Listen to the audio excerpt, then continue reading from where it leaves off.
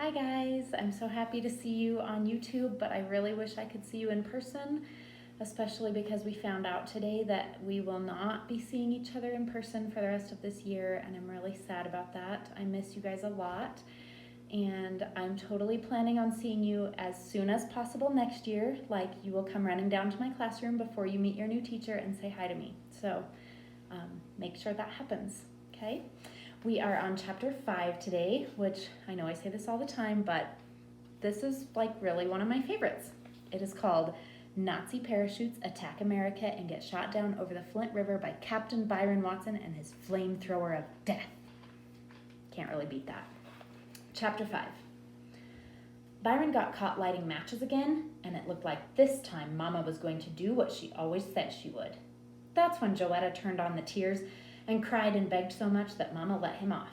She swore to him, though, that next time he got caught starting fires, she was going to burn him. She told us that same sad old story about how when she was a little girl, her house caught on fire, and for 2 years after that, she and her brothers had to wear clothes that smelled like smoke. Even though the story made Mama and Joey get all sad and sobby, it was kind of funny to me and Vi. We'd heard it so many times that Byron even gave it a name. He called it Mama's Smokey the Bear story. I won't have you putting this family in danger. Just once more, Byron Watson. One more time and you're burned. Then, to show Byron how serious she was, Mama raised her right hand and said, I swear that with God as my witness. Vi got put on punishment for a month, but even before a week was gone, he started up again. I was up in the bedroom looking at comic books when I heard Byron go into the bathroom and lock the door. I knew something was up, since he only locked the door when he had something to hide. I sneaked to the bathroom door and peeked through the keyhole. Vi was pretending he was making a movie called Nazi Parachutes Attack America and Get Shot Down Over the Flint River by Captain Byron Watson and His Flamethrower of Death. I could see that he'd made a bunch of little toilet paper parachutes, and when he yelled, "Action!" he set one of them on fire and dropped it over the toilet. The guy in the Nazi parachute screamed as he floated down in flames and landed in the water with a loud hiss. Before the parachutist was dead, Vi would flush the toilet and the Nazi would go down the drain going glub, glub, glub. When the water was swirling him away, Byron said the only Nazi talk that he knew. Ja hold mein Führer, auf Wiedersehen.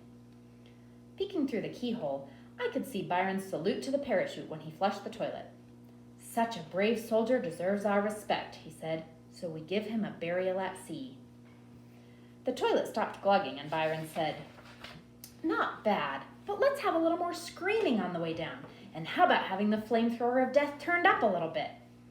He picked up another toilet paper parachute, lit 2 matches at the same time, set the parachute on fire, yelled, "Take 2," and sent the next Nazi screaming into the toilet. Byron was on take 7 when Mama finally wondered why the toilet was being flushed so much and came upstairs to see what was going on. The whole upstairs smelled like a giant match, and she knew something was fishy even before she got to the top step. She moved so quick and quiet that I still had my eyeball in the keyhole when she stepped into the hallway. I looked up and there she was. Mama, I knew I was going to get it for not turning Byron in, but before I could say anything else, Mama pushed me out of the way and hit the bathroom door with her shoulder like Elliot Ness, the cop on that Untouchables TV show. The door jumped out of her way and banged into the bathtub. Byron turned around and screamed. Nazi number 7 hit the water with a hiss. Byron threw his hands up in the air and said, Mama, Mama snatched Byron's neck, and stopping just to pick up the matches that Byron had dropped, she dragged him all the way down the stairs. I could see that Mama had forgotten all about me, so I followed right behind. As they went down, Vi's feet touched the steps only 1 or 2 times. He looked like one of those ballerinas that dance just on the tips of their toes.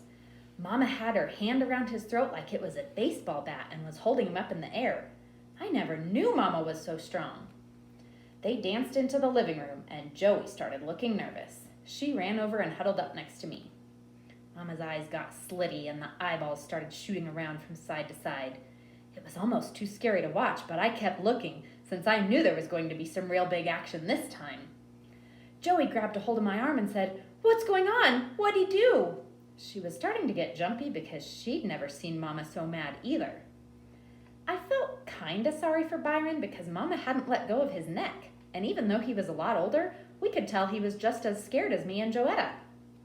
He kept pretending he was Daddy Cool, though. The only way you could tell he was scared to death was by looking at his eyes. Mama kept her hand on Byron's neck and pushed him down on the couch and stood right in front of him. She opened the hand that hadn't been choking him and looked at the matches she'd picked up off the bathroom floor. While one hand had been strangling Byron, the other hand had been strangling the matches. The matches were soaking wet because whenever Mama got scared or nervous or mad, her hands got real sweaty and disgusting. Mama's voice got strange, hissing like a snake. "Joetta, go out to the kitchen and bring me a book of matches." "But Mommy," Joey said, starting to get all sobby. "Joetta, do what I told you." "Mommy, I can't." The tears really started coming and Joey was squeezing my arm. "Joetta, go get those matches." "Please, Mommy, he won't do it again. Will you, Byron? Promise her. Promise, Mommy, you won't do it again." "Kenneth," she turned to me then, "go get some matches." This is what I was afraid of. If I didn't go get the matches, I was going to be in worse trouble than I already was with Mama. And if I did go get the matches, I knew Byron would kill me as soon as he got back from the hospital. "Mama, Move, young man." "Mama, wait a minute. I can't move. Joey's got me by the arm, and if I move..." Mama pointed her finger at Byron and said, "Don't you move a muscle." We could all tell Mama was super mad because she started talking in that real Southern-style accent. Byron nodded his head, and Mama let go of his throat and stormed into the kitchen. Old Mr. Cool still had great big bug eyes, and as soon as Mama's hand left his neck, his own hands came up and started choking him themselves. "Ooh, Byron, you better get out of here. Go down to Butthead's until Dad gets home. He's probably going to whip you, but Mama's really going to burn you," I told him. "Please, Byron, run! Get out of here!" Joey let go of my arm and ran over to Byron and tried to pull his fingers from around his throat. "Can't you tell she's not playing?" Joey kept pulling at his hand, but it looked like Byron was hypnotized and he wouldn't move. We all nearly jumped through the roof when the snake woman voice came back into the room and said, "Joetta, move away from him." Mama was carrying a piece of paper towel, a jar of Vaseline, and a Band-Aid in one hand and a fresh, dry book of matches in the other. She wasn't even going to take him to the hospital. She was going to set him on fire, then patch him up right at home. Joetta saw the Vaseline and went crazy. "Oh no, Mommy! Let Daddy whip him, please, please!" Joey began pulling her braids and stamping her feet up and down. "Please don't set him on fire!" Her face was all wet and twisted up, and she looked like a real nut. It was hard to do, but I kind of felt sorry for Byron. Though not too sorry, because he deserved whatever happened. First, because he had a chance to escape and didn't take it. And second, because he was being a bad influence on me. Nazi parachutes attack America and get shot down over the Flint River by Captain Byron Watson and his flamethrower of death looked like a real cool movie for me to make, too. If Mama just gave Byron some stupid punishment, then maybe it would be worth it for me to flush some Nazis down the drain myself. But if you got set on fire for doing it, the movie wasn't worth making. So while I felt sorry for Byron because of what was going to happen to him, I did want to see if Mama would keep her word, and I always wondered what part of him she'd burn. His face? His hair? Maybe she'd just scare him by setting his clothes on fire while he was in them. But if she was just going to set his clothes on fire, why did she need Vaseline? I knew Mama was going for skin. "Joetta, move away." Mama's voice still sounded strange. Joey spread her arms out to the side like a traffic cop and stood between Mama and Byron. "No, Mommy, wait." Mama gently set Joey to the side, but Joetta kept hopping back with her arms spread to protect Daddy Cool. They wrestled like this a couple more times before Mama finally set all the burning equipment down and sat on the coffee table and pulled Joey into her lap. She wiped Joey's stupid tears away with the paper towel and rocked her back and forth a couple times, going, "Shh, honey, shh."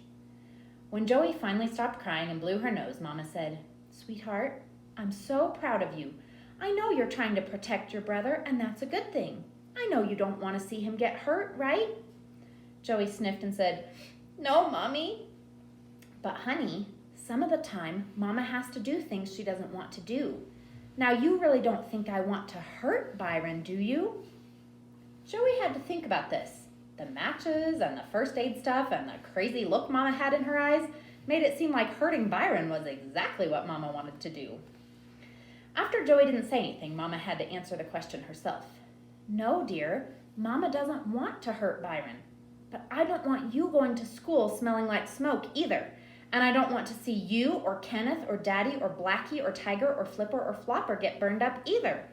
And if that boy... Mama's voice got strange again, and we all looked over at Byron, who was still being held on the couch by his own hands. If that boy sets the house on fire with this nonsense, I don't know what I'm going to do. Mama's real voice was coming back. So, Joetta, don't you see how Mama has to help Byron understand how dangerous and painful fire can be? Don't you see we've tried everything, and nothing seems to get through that rock head of his? Joetta thought about her stupid cat and goldfish getting burned up and looked kind of hard over at Byron. But look at him, Mommy. He's really, really scared this time. Maybe he won't... Joetta, he's not that scared yet. Then Mama dropped the bomb on Joey. Besides, don't you remember, sweetheart? Don't you remember when this happened last week? I swore to God that if Byron did it again, I would burn him. What do you think? Do you think I should break my word to God? Joey was at the age when you're real religious. She went to Sunday school 3 days a week. Huh, honey? Should I break my word to God? No, Mommy, Joey said. Then she scrunched her face up like she was eating something sour and cried out, Since you promised, I guess you gotta do it. She took a giant breath, then sobbed, Go ahead, burn him up. Joey climbed off of Mama's lap, and Byron's eyes got bigger and bigger, but his traitor hands kept him pinned to the couch. But please, Mommy, don't burn him too bad. Okay, please, please? Joey was starting up again. Don't worry, sweetheart, I won't. I'm just going to burn his fingers enough so he won't be tempted by fire ever again. Those were like magic words. They snapped Byron right out of the spell Mama put on him. It was like his hands said, Fingers? Did she say she was going to burn someone's fingers? Because when they found out it was them that were going to get burned, they let go of Byron's throat and joined the rest of his body in deciding to wait at Buttheads until Dad got home. Byron was fast. Mama was faster. He didn't even make it out of the living room before Mama tackled him. Mama sure is a good athlete. She sat on his chest and said, Not this time, Buster. This time you pay. She said, Basta. Byron squirmed around for a second and then did something I'd only seen him do a couple times before. He started crying. Mama lit a match and grabbed Byron by the wrist and said, Put your finger out. I couldn't believe it. By's finger popped right out. He was hypnotized all over again. Mama's horrible snake woman voice came out again and she said, If you ever... The match got closer and closer to Byron's skinny brown finger. Play with. No, if you ever even look at. Byron's hand was shaking and he was crying like a big baby, but his fingers still stayed out. Another match in this house? The match was getting closer and closer, and I knew Byron could feel the heat. I will personally, by myself. It was so close now that I thought I could hear the sweat on Byron's finger getting turned into steam and going psst. I will burn not just one finger, I will burn your entire hand, then send you to the juvenile home. Byron closed his eyes and screamed. Right when the fire was going to give him a good roasting, Joetta ran across the room, and sounding like that little engine that thought it could, she blew the match out before it got him. She thought she missed, though, because she stood there huffing and puffing and patooing at the match even after it went out. Mama's hand, Byron's finger, and the match were soaked with Joey's slob. Honey, we agreed, didn't we? Yes, Mommy, Joey looked down and said, but I thought you got him. Not yet, sweetheart, but I'm going to. 4 more times Mama lit a match, and 4 more times Joey patooed them out. Finally, Mama got sick of having slob all over her hand and gave up. That night, Byron had to deal with Dad. No picnic, but a lot better ending to his Nazi parachutes movie than Captain Byron Watson gets captured and burned alive by the evil snake woman with his own flamethrower of death.